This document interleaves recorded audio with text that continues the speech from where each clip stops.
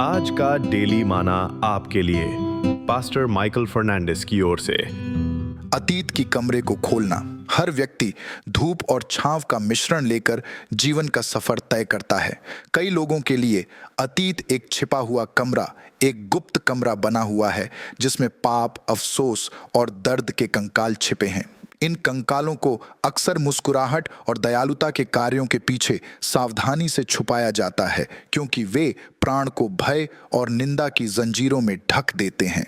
परमेश्वर का वचन हमें बताता है, क्योंकि सब ने पाप किया है और परमेश्वर की महिमा से रहित हैं। रोमियो 3:23 हमें याद दिलाता है कि अपूर्णता हमारे मानवीय जीवन का हिस्सा है। हालांकि अतीत को बंदी गृह होना जरूरी नहीं है।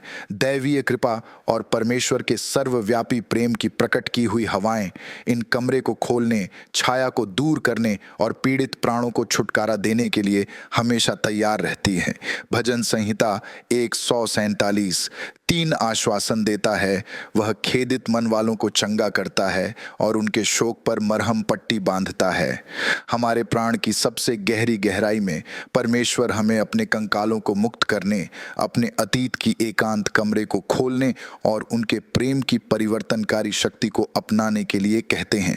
यह जानना महत्वपूर्ण है कि यदि हम अपने पापों को मान लें तो वह हमारे पापों को क्षमा करने और हमें सब अधर्म से शुद्ध करने में विश्वास योग्य और धर्मी है। 1 यूहन्ना 1:9। दुख की बात है कि कई लोग अपने अतीत की जंजीरों में कैद रहते हैं।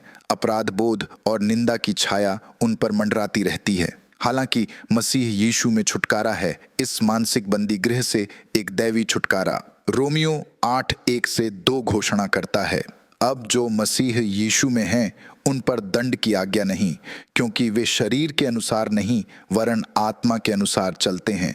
क्योंकि जीवन की आत्मा की व्यवस्था ने मसीह यीशु में मुझे पाप की और मृत्यु की व्यवस्था से स्वतंत्र कर दिया।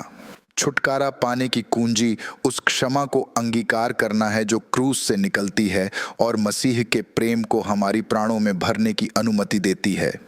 चंगाई की यात्रा आसान काम नहीं होगी। इसके लिए कंकालों का सामना करने, अतीत की एकांत कमरे को खोलने और दर्द और पाप के हर हिस्से को परमेश्वर को समर्पित करने की प्रतिबद्धता की जरूरत है। भजन संहिता 34:18 हमें याद दिलाता है, यहोवा टूटे मन वालों के समीप रहता है और पिसे हुओं का उद्धार करता है।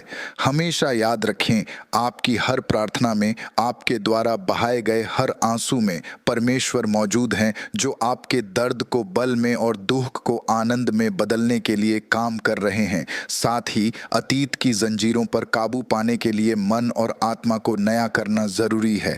जब हम परमेश्वर के वचन को अपने विचार और भावनाओं को नया आकार देने की अनुमति देते हैं तो हम एक नए जीवन को अपनाते हैं।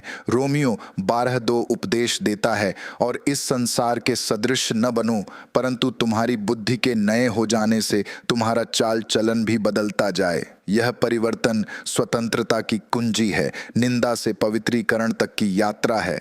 आओ अभी मेरे साथ प्रार्थना करें।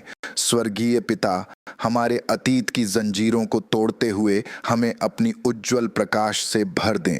हमें हमारी कमजोरियों का सामना करने की शक्ति, आपकी सच्चाई को खोजने की बुद्धि और आपके बिना शर्त वाली प्रेम और क्षमा को अपनाने का साहस प्रदान कर हमारी प्राणों को रूपांतरित करें। हमारी घायल आत्माओं में प्राण फूंक, यीशु के नाम में, आमीन।